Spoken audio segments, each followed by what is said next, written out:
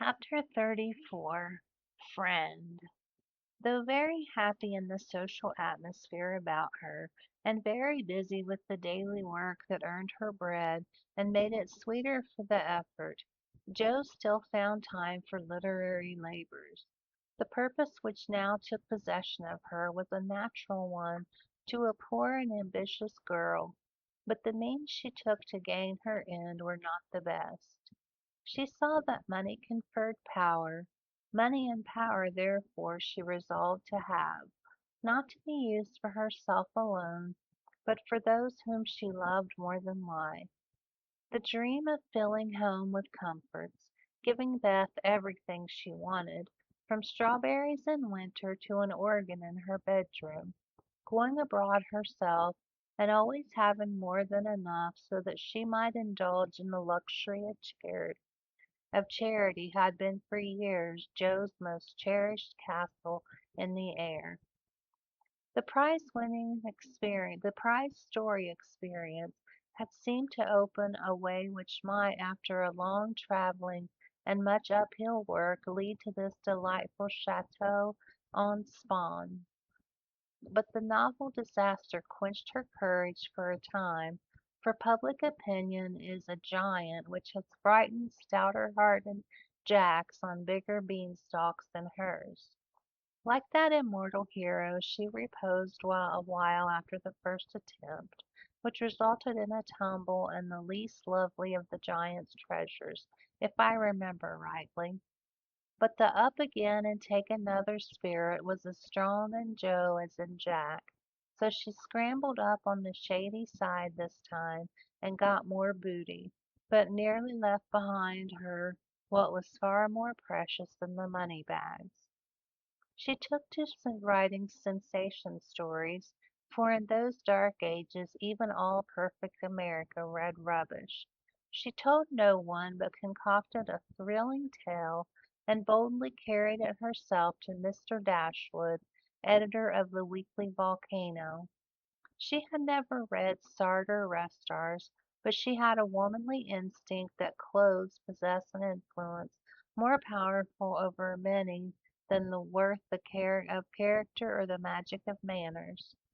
So she dressed herself in her best, and trying to persuade herself that she was neither excited nor nervous, bravely climbed two pairs of dark and dirty stairs, to find herself in a disorderly room, a cloud of cigar smoke, and the presence of three gentlemen sitting with their heels rather high than their hats, which articles of dress none of them took the trouble to remove on her appearance. Somewhat daunted by this reception, Jo hesitated on the threshold, murmuring in much embarrassment, "Excuse me, I was looking for the Weekly Volcano office.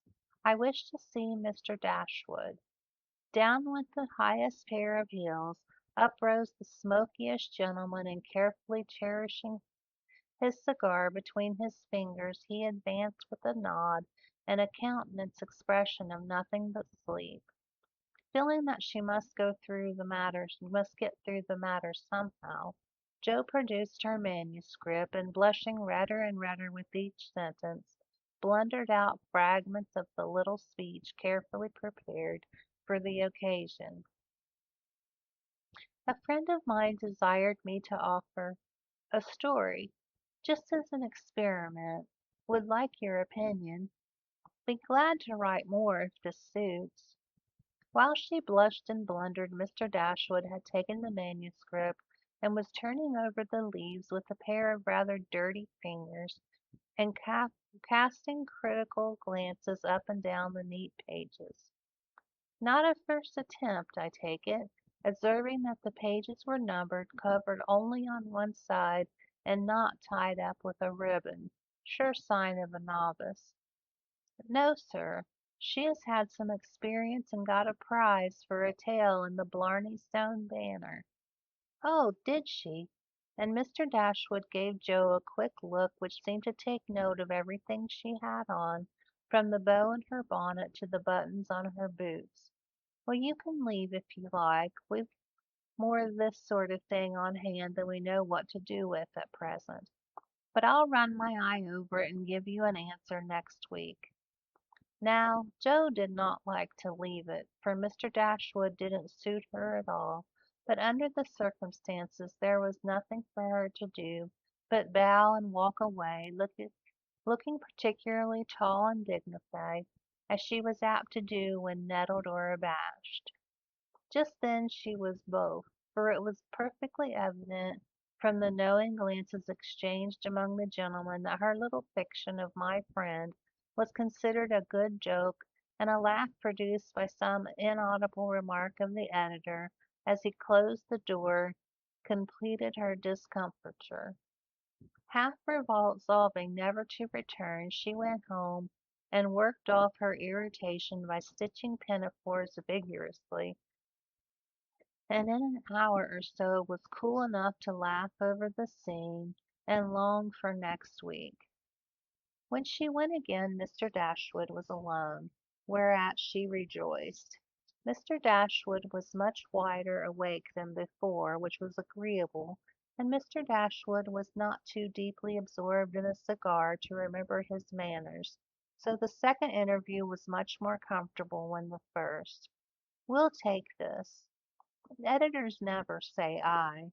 If you don't object to a few alterations. It's too long, but omitting the passages I've marked will make it just the right length," he said in a businesslike tone. Joe hardly knew her own MS again, so crumpled and underscored words, pages, and paragraphs, but feeling as a tender parent might be on asked to cut off her baby's legs in order that it might fit into the new cradle, she looked at the marked passages and was surprised to find that all the moral reflections which she had carefully put in as the ballast for much romance had been stricken out. "But, sir, I thought every story should have some sort of a moral, so I took care to have a few of my sinners repent." Mr. Dashwood's editorial gravity relaxed into a smile, for Joe had forgotten her friend, and spoke only as an author could. "People want to be amused, not preached at, you know. Morals don't sell nowadays," which was not quite a correct statement, by the way. "You think it would do with these alterations, then?" "Yes, it's a new plot and pretty well worked on. Language good, and so on," said Mr. Dashwood. "What do you—that is, what compensation?" began Joe, not exactly knowing how to express herself. "Oh, yes, well, we give from 25 to 30 for things of this sort. Pay when it comes out," returned Mr. Dashwood, as if that point had escaped him. Such trifles do escape the editorial mind, it is said. "Very well, you can have it," said Joe, handing back the story with a satisfactory air, for after the dollar a column work, even 25 seemed good pay. "Shall I tell my friend you will take another if she has one better than this?" asked Joe, unconscious of her little slip of the tongue and emboldened by her success. "Well, we'll look at it. Can't promise to take it. Tell her to make it short and spicy and never mind the moral. What name would your friend like to put on it?" he asked in a careless tone. "None at all, if you please. She doesn't wish her name to appear, and has no nom de plume," said Joe, blushing in spite of herself. "Just as she likes, of course. The tale will be out called next week.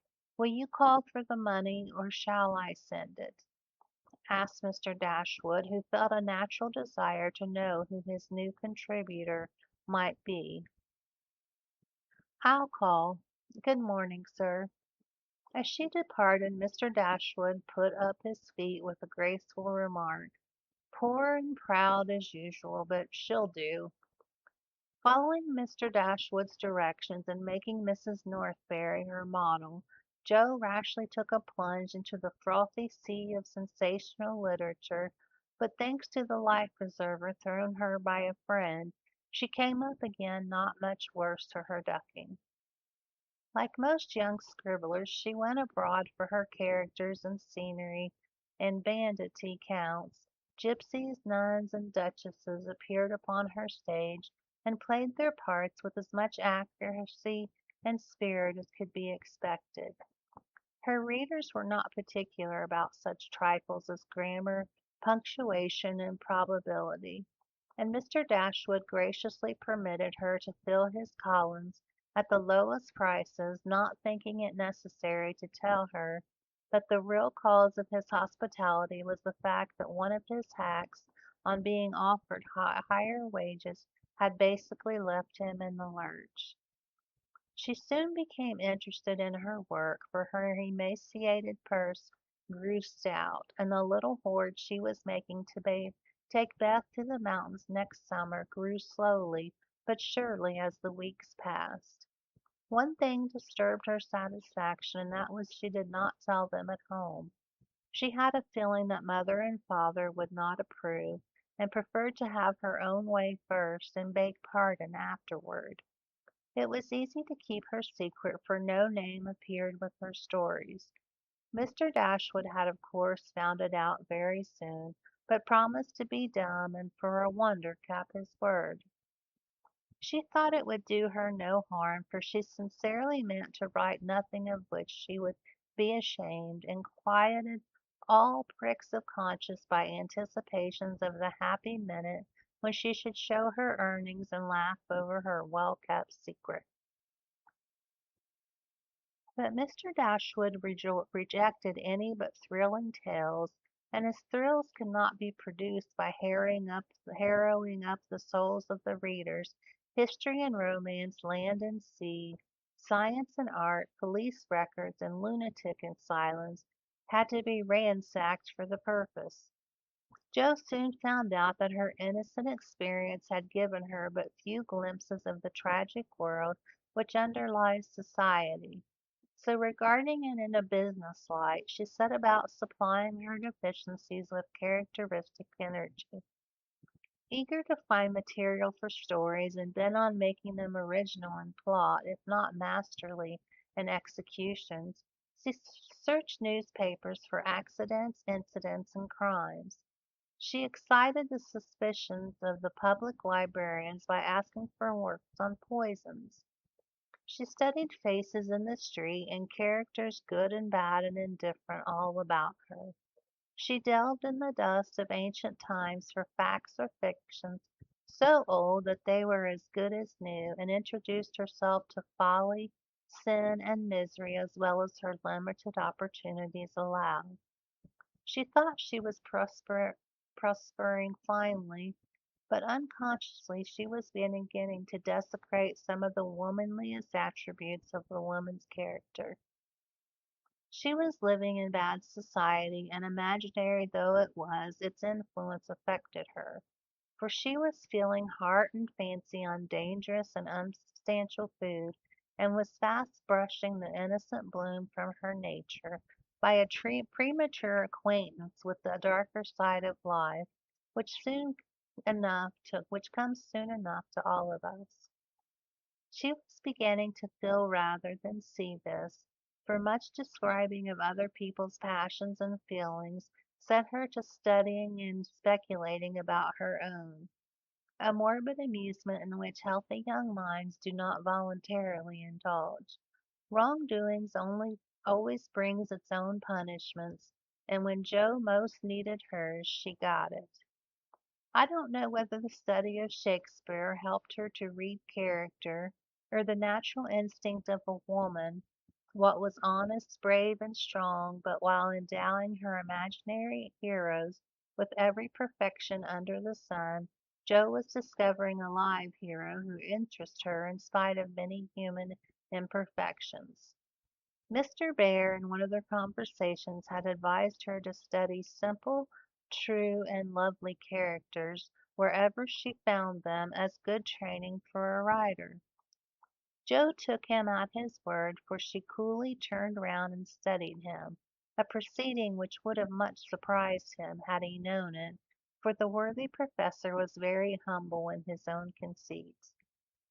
Why everyone liked him was what puzzled Jo at first. He was neither rich nor great, young nor handsome, in no respect what is called fascinating, imposing, or brilliant, and yet he was as attractive as a genial fire, and people seemed to gather about him as naturally as about a warm hearth. He was poor, yet always appeared to be giving something away. A stranger, yet every one was his friend. No longer young, but as happy-hearted as a boy, plain and peculiar, yet his face looked beautiful to many, and his oddities were freely forgiven for his sake. Joe often watched him, trying to discover the charm, and at last decided that it was benevolence which worked the miracle. If he had any sorrow, it sat with its head under its wing, and he turned only his sunny side to the world. There were lines upon his forehead, but time seemed to have touched him gently, remembering how kind he was to others. The pleasant curves about his mouth were the memorials of many friendly words and cheery laughs, and his eyes were never cold or hard, and his big hand had a warm, soft grasp that was more expressive than words. His very clothes seemed to partake of the hospitable nature of the wearer. They looked as if they were at ease and liked to make him comfortable. His capacious waistcoat was suggestive of a large heart underneath. His rusty coat had a social air, and the baggy pockets plainly proved that little hands often went in empty and came out full. His very boots were benevolent, and his collars never stiff and raspy like other people's.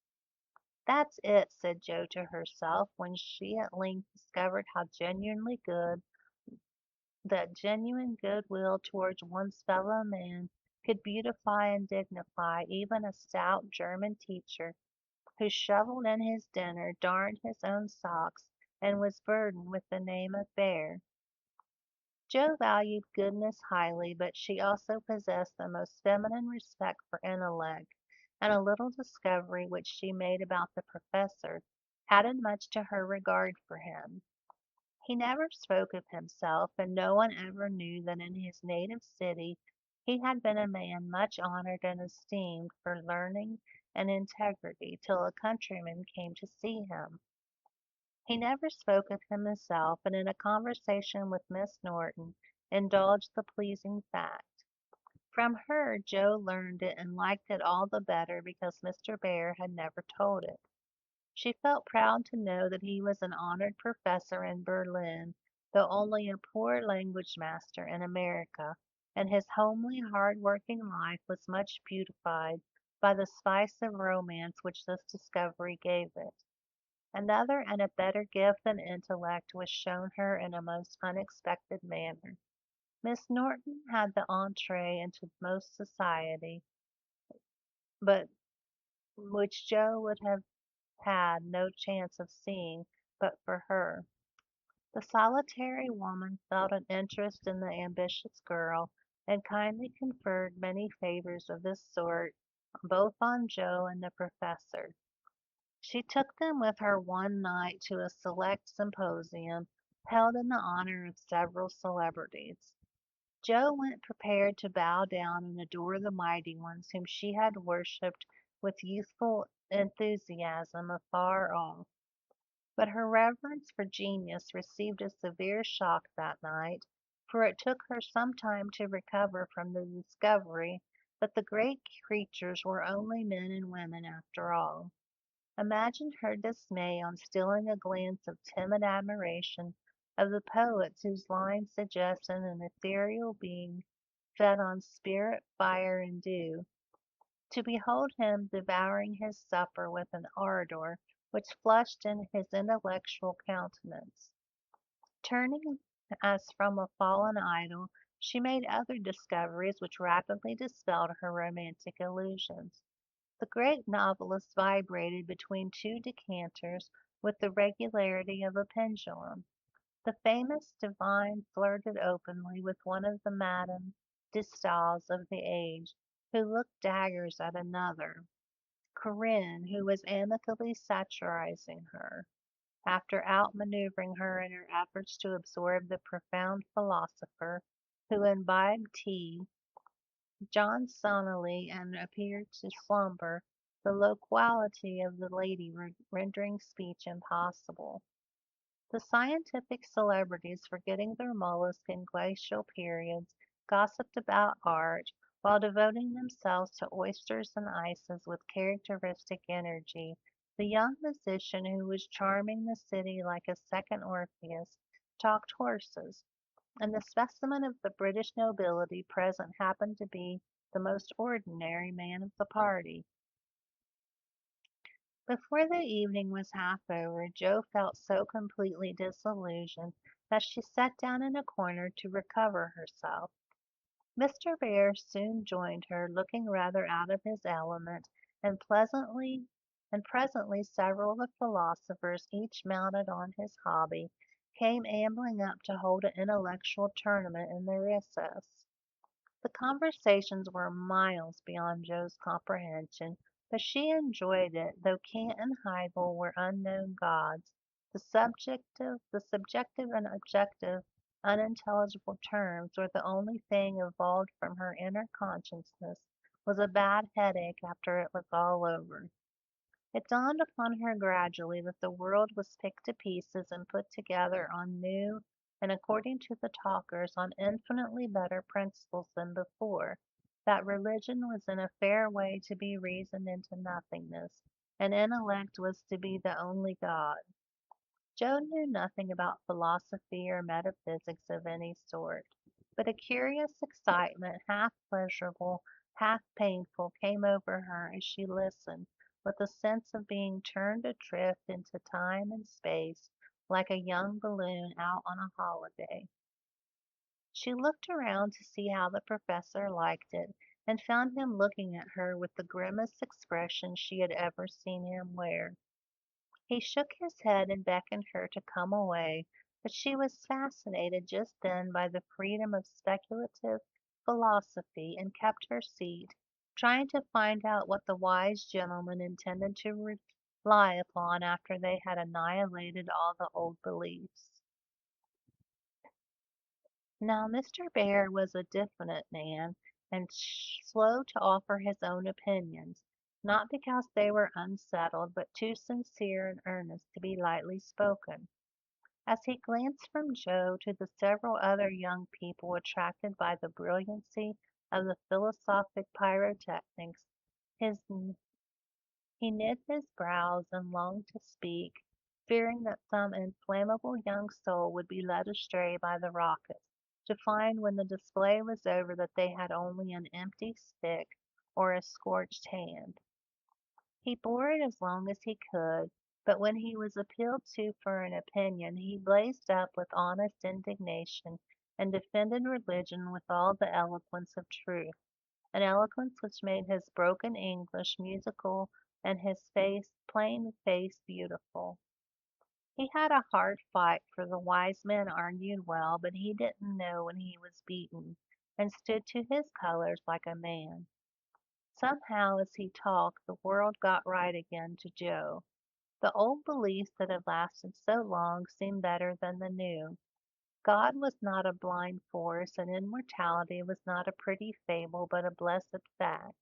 She felt as if she had solid ground under her feet again, and when Mr. Bear paused, out-talked but not one whit convinced, Jo wanted to clap her hands and thank him.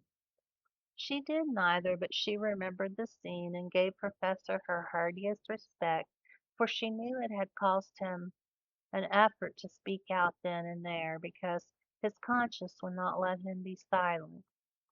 She began to see that character is a better possession than money, rank, intellect, or beauty, and to feel that if greatness is what a wise man has defined it to be, truth, reverence, and goodwill, then her friend Frederick Bear was not only good, but great. This belief strengthened daily. She valued his esteem and coveted his respect.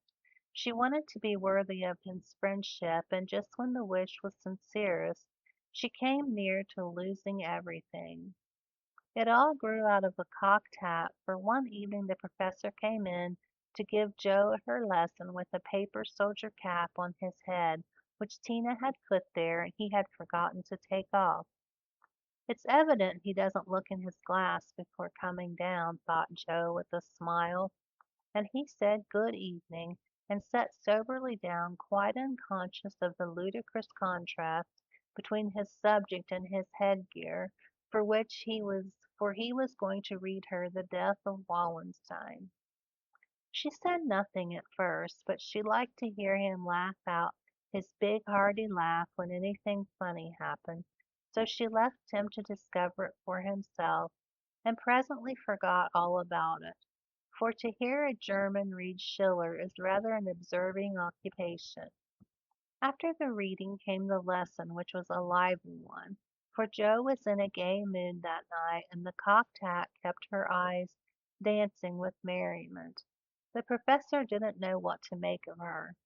He stopped at last to ask with an air of mild surprise that was irresistible, "Miss March, for what do you laugh in your master's face? Have you no respect for me that you go on so bad?"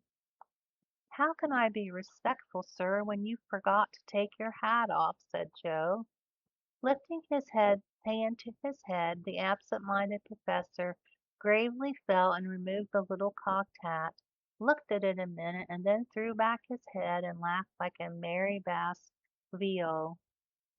"Ah, I see now. It is that imp Tina who makes me a fool with my cap. Well, it is nothing, but see you, if this lesson goes not well, you too shall wear him." But the lesson did not go at all for a few minutes, because Mr. Bear caught sight of the picture on the hat, and unfolding it, said with great disgust, "I wish these papers did not come into the house. They are not for children to see, nor young people to read. It is not well, and I have no patience with those who make this harm."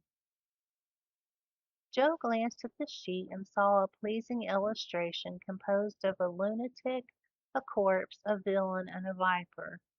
She did not like it, but the impulse made her turn it over was not one of displeasure but fear, because for a minute she fancied the paper was the volcano. It was not, however, and her panic subsided as she remembered that even if it had been one of her own tales, there would have been no name to betray her. She had betrayed herself, however, by a look and a blush, for though an absent man, the professor saw a good deal more than people fancied. He knew that Joe wrote and had met her down among the newspaper offices more than once, but as if she never spoke of it, he asked no questions in spite of a strong desire to see her work. Now it occurred to him that she was doing what she was ashamed to own, and it troubled him. He did not say to himself, "It is none of my business. I've no right to say anything," as many people would have done. He only remembered that she was young and poor, a girl far away from her mother's love and father's care, and he was moved to help her with an impulse as quick and natural as that which would have prompted him to put his hand to save a baby from a puddle. All this flashed through his mind in a minute, but not a trace of it appeared on his face, and by the time the paper was turned, Joe's needle threaded, he was ready to say quite naturally, but very gravely, "Yes, you are right to put it from you. I do not think that good young girls should see such things. They are made pleasant to some, but I would rather give my boys gunpowder to play with than this bad trash. All of it may not be bad, only silly, you know. And if there is a demand for it, I don't see any harm in supplying it. Many very respectable people make an honest living about what are called sensation stories," said Joe, scratching gathers so energetically that a row of little slits followed her pen. There is a demand for whiskey, but I think you and I do not care to sell it. If the respectable people knew what harm they did, they would not feel that the living was honest. They have no right to put poison in the sugar plum and let the small ones eat it. No, they should think a little and sweep mud in the street before they do this thing." Mr. Bear spoke warmly and walked to the fire, crumpling the paper Oh. In his hands, and Joe sat still looking as if the fire had come to her, for her cheeks burned long after the cocked hat had turned to smoke and gone harmlessly up the chimney. I should like much to send all of the rest after him, muttered the professor, coming back with a relieved air. Joe thought what a blaze her pile of papers upstairs would make, and her hard-earned money lay rather heavily on her conscience at that minute. Then she thought consolingly to herself, "Mine are not like that. They are only silly, never bad, so I won't be worried." And taking up her book, she said with a studious face, "Shall we go on, sir? I'll be very good and proper now." "I should hope so," was all that he said, but he meant more than she imagined, and the grave kind look he gave her made her feel as if the words "weekly volcano" were printed in large type on her forehead. As soon as she went to her room, she got out her papers and carefully reread every one of her stories. Being a little short-sighted, Mr. Bear sometimes used eyeglasses, and Joe had tried them once, smiling to see how they magnified the fine print of her book. Now she seemed to have on the professor's mental or moral spectacles also, for the faults of these poor stories glared at her dreadfully and filled her with dismay.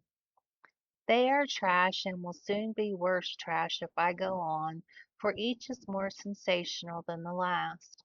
I've gone blindly on, hurting myself and other people for the sake of money.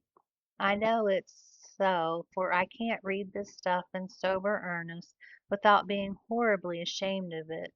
And what should I do if they were seen at home or Mr. Bear got a hold of them?"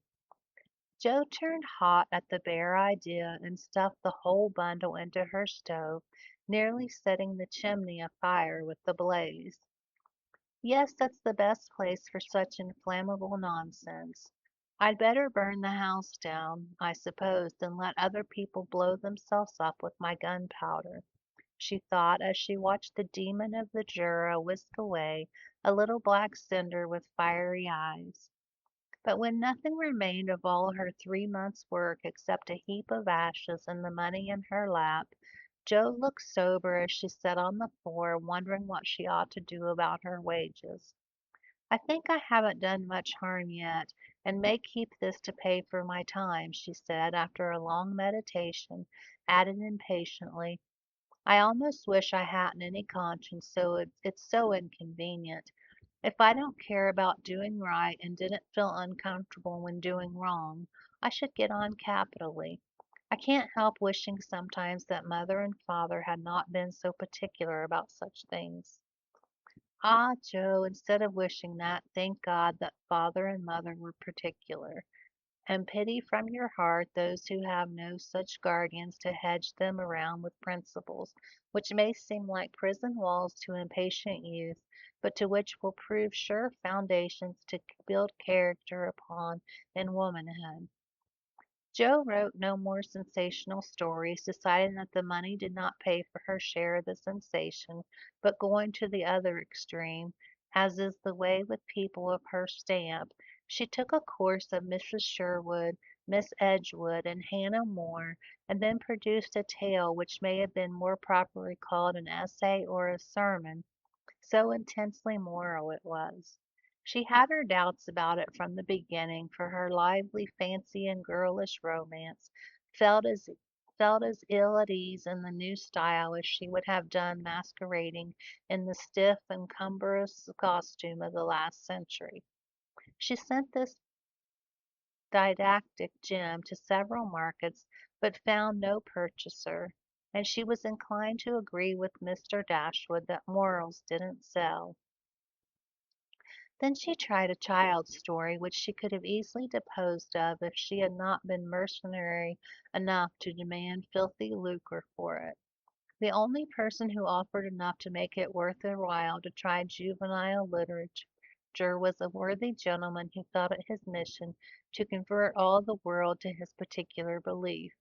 But much as she liked to write for children, Jo could not consent to depict all her naughty boys as being eaten by bears or tossed by mad bulls because they did not go to a particular Sabbath school, nor all the good infants who did go as rewarded by every kind of bliss, from gilded gingerbread to escorts of angels, when they departed this life with psalms or sermons on their lisping tongues.